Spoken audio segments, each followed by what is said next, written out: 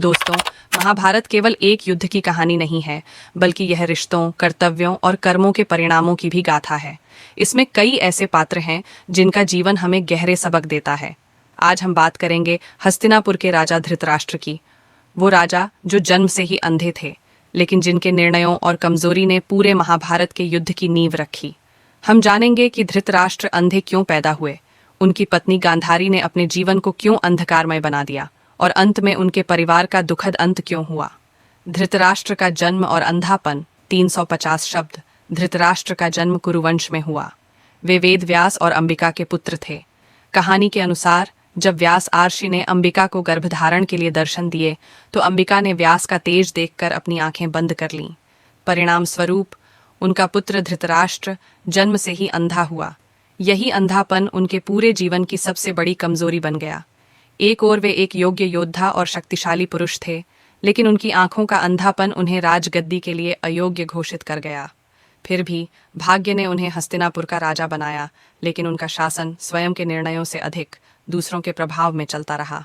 धृतराष्ट्र और गांधारी। धृतराष्ट्र का विवाह गांधार देश की राजकुमारी गांधारी से हुआ।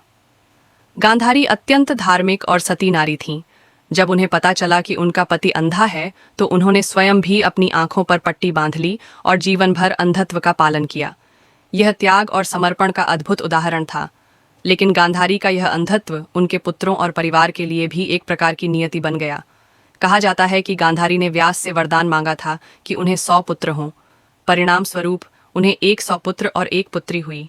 इन पुत्रों में सबसे बड़ा था दुर्योधन, जिसने महाभारत युद्ध की नींव रखी। धृतराष्ट्र की कमजोरियां और मोह। 400 शब्द। धृतराष्ट्र की सबसे बड़ी कमजोरी उनका पुत्र मोह था। वे जानते थे कि दुर्योधन अधर्मी है, उसकी महत्वाकांक्षा खतरनाक है और उसका स्वभाव अहंकारी है। फिर भी वे बार बार उसकी गलतियों को अनदेखा करते रहे। जब दुर्योधन ने पांडवों को छल से जलाने की योजना बनाई, लाक्षागृह की घटना, धृतराष्ट्र ने चुप्पी साध ली। जब पांडवों की पत्नी द्रौपदी का अपमान हुआ, तब भी धृतराष्ट्र की आंखों के अंधेपन के साथ साथ उनके निर्णय का भी अंधापन सामने आया। उन्होंने केवल क्षणिक रूप से पांडवों को सांत्वना दी, परंतु अपने पुत्रों को नहीं रोका। यही निष्क्रियता और मोह ही थी जिसने महाभारत युद्ध को जन्म दिया। गांधारी का श्राप और परिवार का नाश। जब युद्ध हुआ, तो गांधारी ने अपने 100 पुत्रों को मैदान में खो दिया। धृतराष्ट्र और गांधारी का पूरा वंश समाप्त हो गया।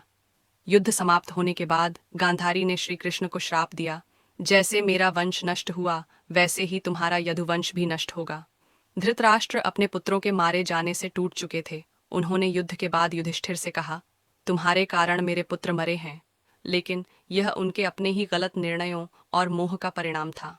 धृतराष्ट्र और गांधारी ने अंततः जंगल में जाकर तपस्या की और वहीं अग्नि में देह त्याग दी। उनका दुखद अंत हमें यह सिखाता है कि जब इंसान मोह और अन्याय का साथ देता है, तो उसका पूरा परिवार विनाश की ओर चला जाता है। धृतराष्ट्र से मिलने वाले जीवन के सबक। महाभारत केवल इतिहास नहीं है, बल्कि जीवन का दर्शन भी है। धृतराष्ट्र की कहानी से हमें कुछ गहरे सबक मिलते हैं। निर्णयहीनता विनाश लाती है। राजा होते हुए भी वे सही समय पर सही निर्णय नहीं ले पाए। अत्यधिक मोह घातक है। पुत्र मोह में अंधे होकर उन्होंने पूरे वंश को खो दिया। अन्याय को सहना भी अपराध है। द्रौपदी के अपमान पर चुप रहना उनके पाप का सबसे बड़ा कारण बना। त्याग और संयम का महत्व। गांधारी का त्याग भले ही महान था, लेकिन उनका कठोर निर्णय उनके बच्चों पर भारी पड़ा। दोस्तों, धृतराष्ट्र की कथा हमें यही सिखाती है कि नेत्रों का अंधापन समस्या नहीं है, लेकिन निर्णयों का अंधापन सबसे बड़ा संकट है। धृतराष्ट्र केवल अंधे राजा ही नहीं थे, बल्कि वे उस व्यक्ति के प्रतीक भी हैं जो मोह और अन्याय में फंसकर अपने पूरे परिवार का नाश कर देता है।